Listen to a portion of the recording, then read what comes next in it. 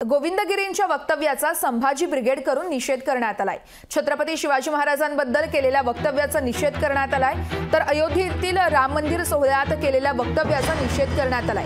मोदींची तुलना ही छत्रपती शिवाजी महाराजांसोबत करणं चूक असल्याचं यावेळेस संभाजी ब्रिगेडकडून बोलण्यात आलंय। तर गोविंदगिरींनी आता जाहीर माफी मागावी अशी मागणी देखील संभाजी ब्रिगेडकडून केली जाते। गोविंदगिरी महाराजांच्या वक्तव्याचा संभाजी ब्रिगेडकडून निषेध केला जातोय।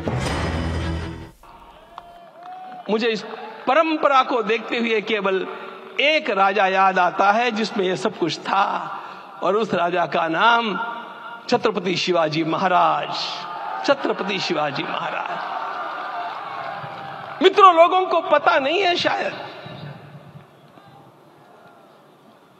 वे स्वयं जब मल्लिकार्जुन के दर्शन के लिए श्रीशैलम के ऊपर गए, 3 दिन का उपवास किया, 3 दिन शिव मंदिर में रहे, और महाराज ने कहा कि मुझे राज्य नहीं करना है, मुझे संन्यास लेना है, मैं शिव जी की आराधना के लिए जन्मा हूं, मुझे संन्यास लेना है, मुझे वापस मत ले जाइए।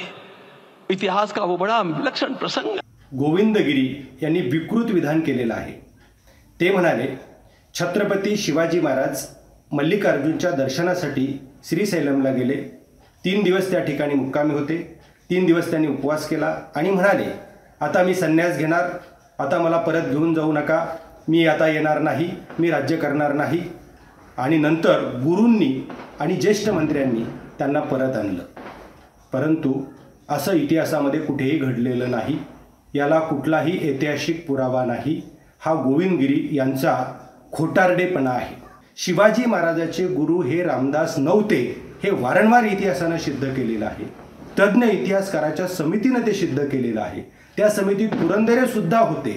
असं असताना सुद्धा RSS वारंवार असा खोटा इतिहास सांगून छत्रपती शिवाजी महाराजांची बदनामी करत असतात। लोकशाही मराठी ऐका, पहा, जागरूक रहा।